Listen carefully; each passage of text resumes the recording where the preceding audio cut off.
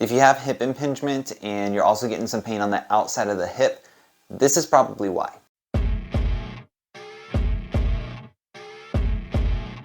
Dr. Nicholas Mercer with You Improved PT.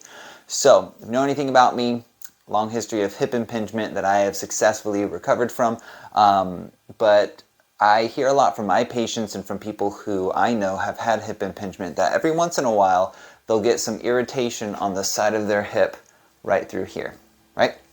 So what we tend to call this is Trochanteric Bursitis. That's kind of like the go-to diagnosis that we have for that. That pain could be a couple things, but a lot of times it does end up being some Trochanteric Bursitis. And what that basically is you have kind of these water balloon type of sacs around certain joints and around certain bones in your body.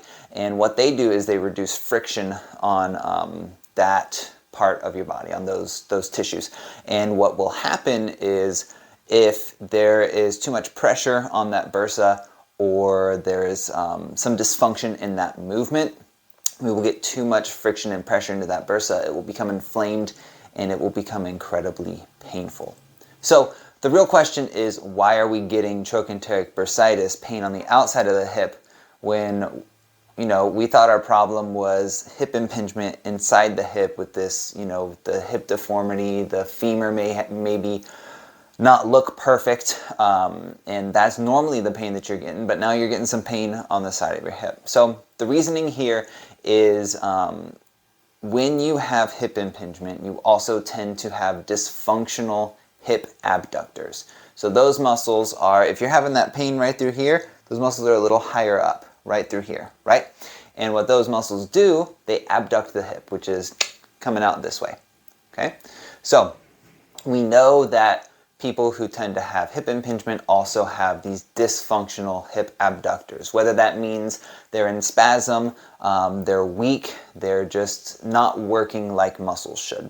And what that does is it causes you to drop into that hip with every step, right? So, but just like I said, hip abductors, they'll do that, but when you're standing, they'll support you up like this. So if they're weak, you're going to drop into that hip versus pushing up and stabilizing the hip and placing that hip joint in a better position also to decrease that impingement. But for now, we're talking about Trochanteric Bursitis. So what that does, every time you walk and you are dropping into that hip, or every time you go to move and that is just not contracting, relaxing, lengthening, shortening properly, we're getting that increased pressure on that bursa in the side of the hip, right?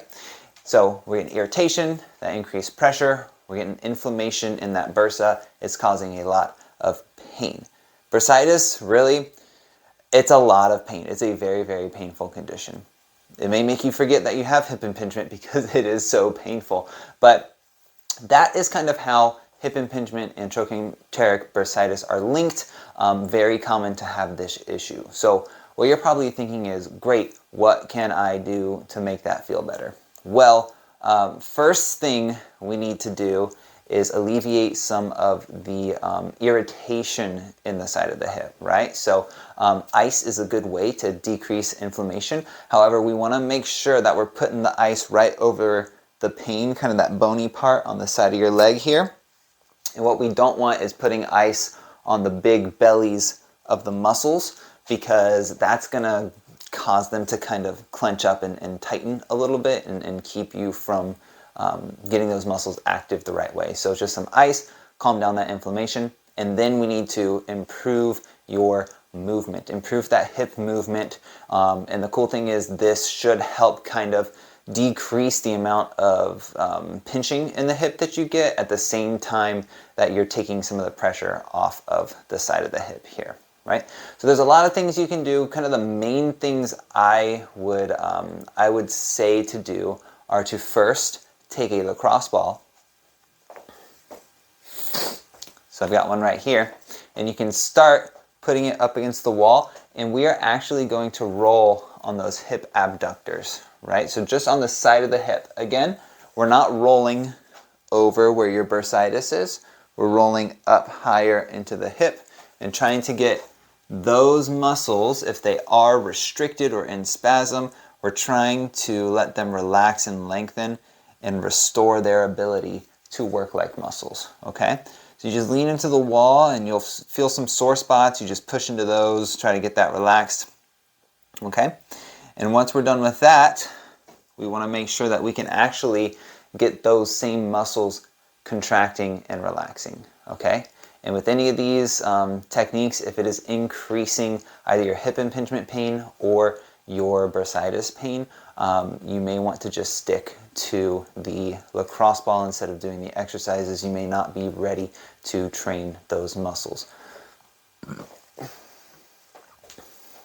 Okay, so what you can do is we're going to start out really easy trying to get those muscles activated. So what I like to do is have something to hold on to just for balance, not to support you. And we're just going to keep that, whatever side you have that bursitis on, we're going to push out to the side and then back a little bit, right? So what you'll see, if I do it from the side, out and back a little bit. And you should feel muscles up through here. We shouldn't feel this muscle, the TFL right here. We should feel right back through the meat of the muscle down here. We also shouldn't feel too much in that area that actually has the bursitis, right? Just do a few sets of 10 of those and get that active. So kind of coming out a little bit diagonally, right? Okay. And so what that will do is focusing on that working as you're walking to support you so we're not dropping into that hip, okay?